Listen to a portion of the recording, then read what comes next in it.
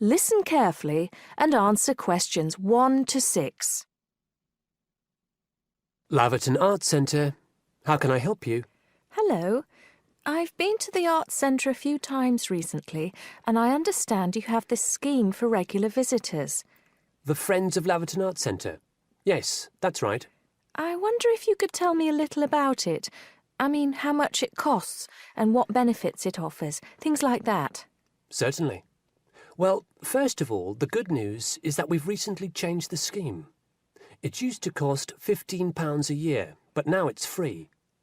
All you have to do is fill in an application form.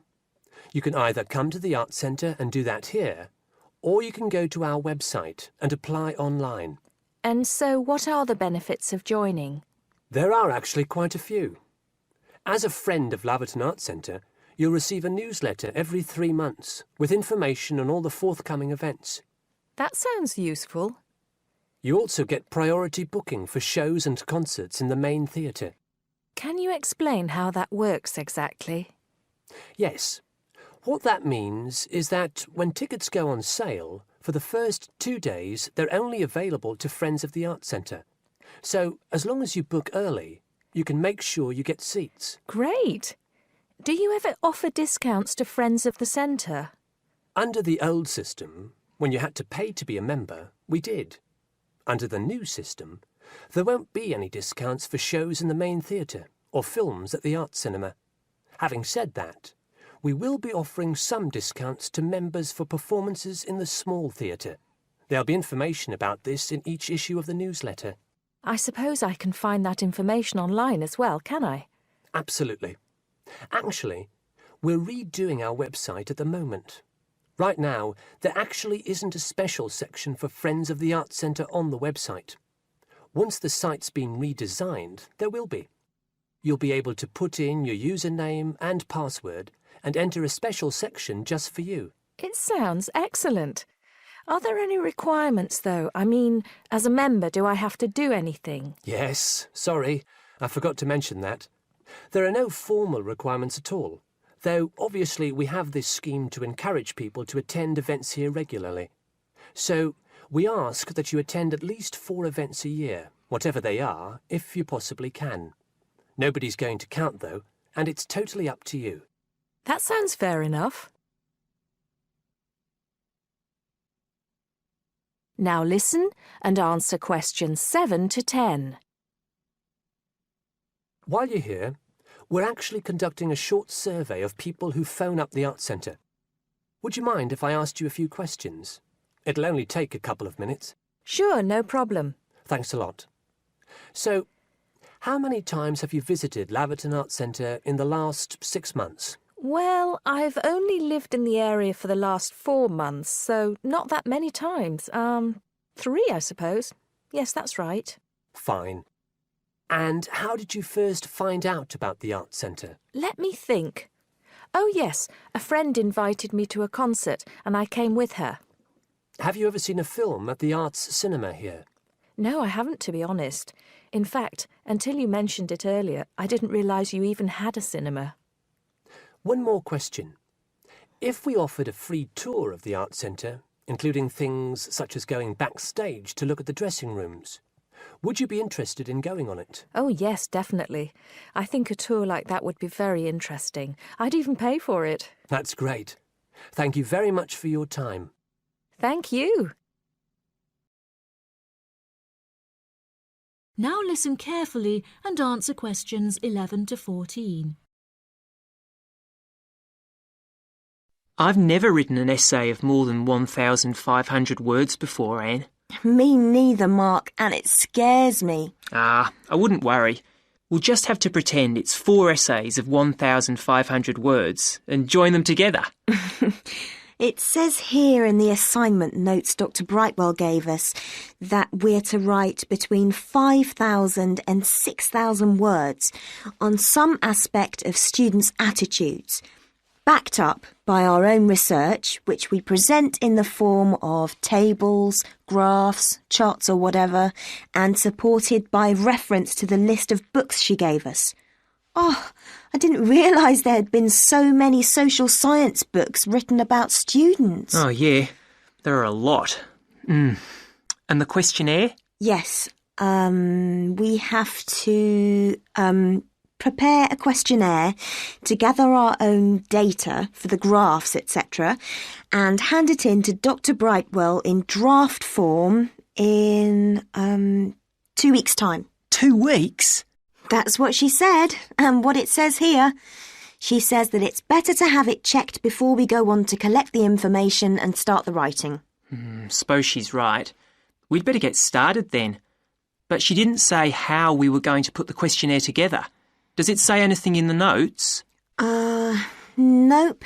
It only says that we are limited to 4 sides of A4 and no more than 50 questions. If that's the case, it's not that bad.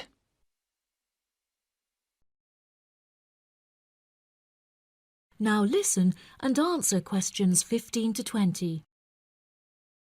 So, how are we going to do it? Well, first we need to know who we're aiming it at. Then decide how many questions we're going to ask. I think we could have about 40 questions maximum. I don't think there's any real need to go up to the 50 limit. And I think we should keep the questions themselves very simple. Don't worry. In my case, they will be. We could have a mixture of question types like multiple choice questions, yes, no, and agree, disagree, with boxes for people to tick. If people are asked to write down anything, it's unlikely they will fill it in. So, are we going to give this questionnaire out to people to hand in, or are we going to just stop and ask them around the campus or on the street? I don't really know. Did she say anything about this? No, she didn't. And there is nothing in these notes she gave us either. I think we ought to give them out. OK. Anyway, it won't affect the way we design the questionnaire. We're both doing it on different subjects, but there's nothing wrong with pooling our ideas about the mechanism of the questionnaire. No, none. What are you doing your project on? I've been thinking about doing something around the subject of how aware students are of world affairs. People think that we're all up to date, but I very much doubt it. It would also be interesting to compare students in different years. And you? I'm doing something on health and sport, and whether students are more or less active since they came to university. Sounds interesting. As the questionnaires can be anonymous, I'll fill in your first questionnaire for you. But I'm sure you won't be surprised by my answers. Somehow, I don't think so. I suggest we put together about 20 or 25 questions each and then meet tomorrow or the day after and compare them. Are you going to type yours up? Yeah, then I can come round to your place and we can work on them. You've got a laptop, haven't you? Yes, and I've got some new design software so we can play around with the layout. Brilliant. Are you any good at doing charts and things? I know how to do simple things on the computer, but we'll sort something out. OK. I feel much better about all this now. It doesn't seem quite as bad as I first thought. No, don't worry, we'll get it done.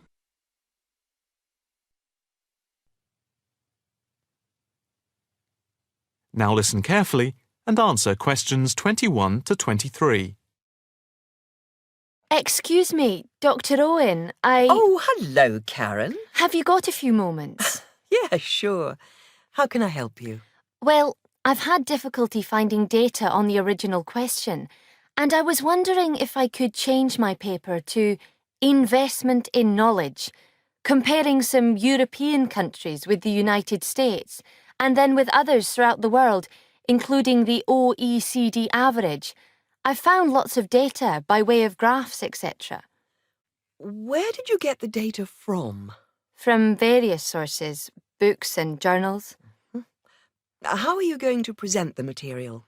I am going to use the electronic whiteboard as suggested and do a blend of graphs, pictures, text and podcasts to illustrate my presentation. It sounds very impressive. Yes, let's hope the whiteboard works.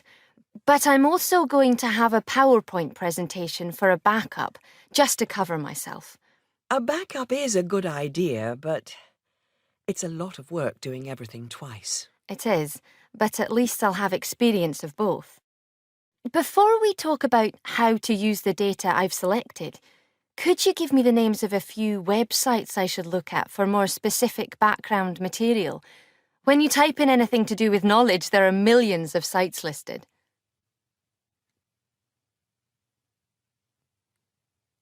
Now listen carefully and answer questions 24 to 30. Let's see. Oh, I'll print you off this list.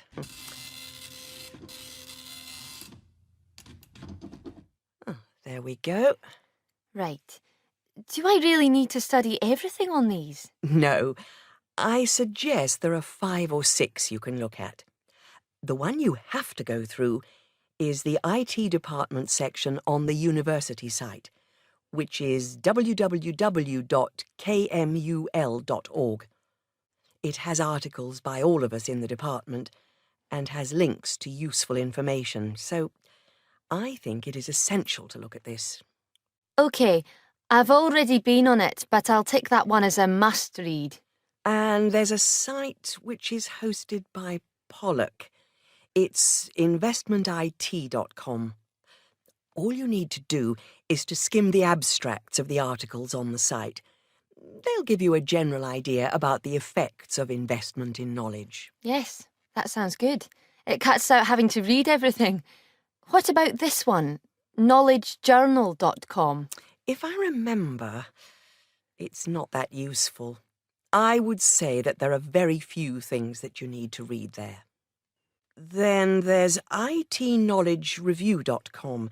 It's got loads of articles, but it's probably best just to read those that have come out in the last term or so.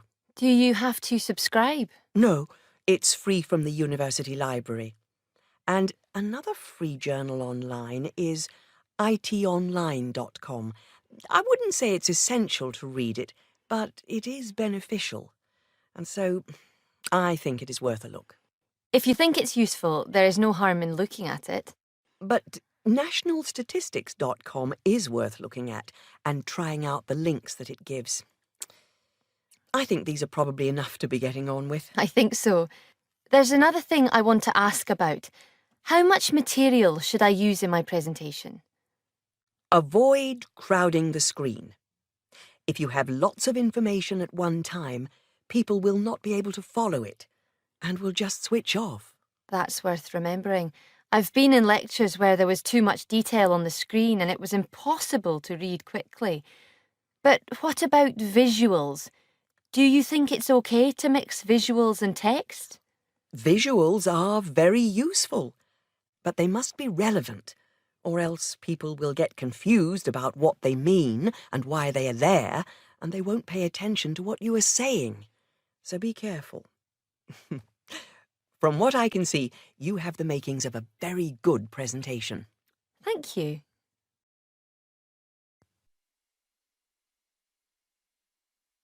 As you can see, there are 4 alternative answers, A, B, C and D, for each question.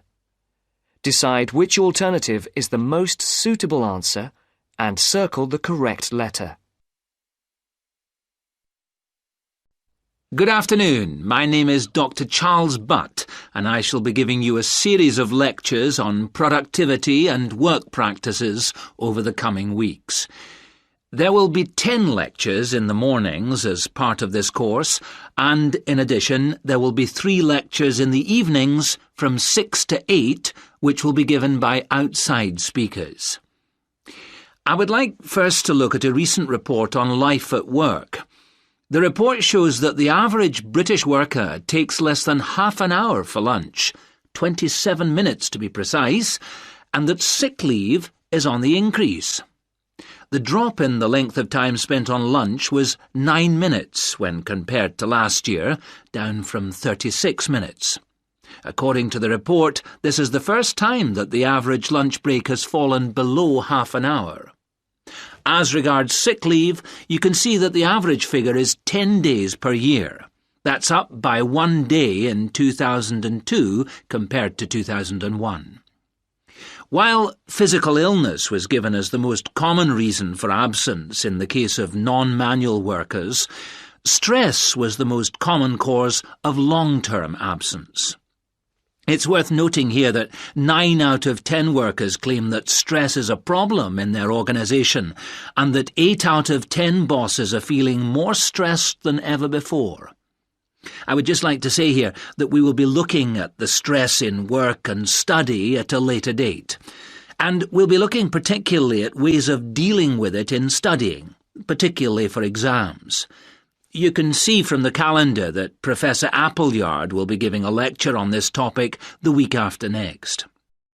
The report also says that just below 50% of workers claim that they were taking less time off for holidays than they were entitled to. I'm not sure that this will be believed by the employers. Previous surveys have suggested that about 1/3 of days that have been taken by workers as days off sick were regarded by bosses as not being the result of genuine illness. Some more hard data is required to corroborate both these claims.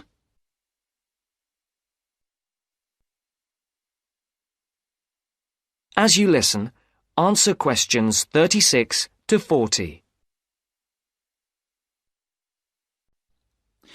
All this suggests that employers are driving their workers too hard. The effects of overworking mean that workers are now being stretched beyond their limits, both physically and mentally. This is borne out by the increase in sick leave. However, looked at from the employer's point of view, the picture may not be the same. Employers say that workers protest too much, but bearing in mind the data about the number of bosses feeling much more stress than before, we need to think about this carefully. It's interesting to note that productivity has gone up in many areas of industry. In 2001, the local car plant had one of the sharpest increases in average productivity, with the number of vehicles per employee rising by over 30% a year. A new assembly line came into operation at the beginning of 2002, affecting productivity, which increased to the 100 vehicles per worker mark by the end of the year. This is a stunning achievement for an industry which was not long ago considered to be collapsing. It would be interesting to do a survey of the work life at the plant. Those of you who have opted to do the project and reduce the number of essays you have to do may want to look into this. Please see me at the end of the lecture. Right, now, let us move on to something else which I think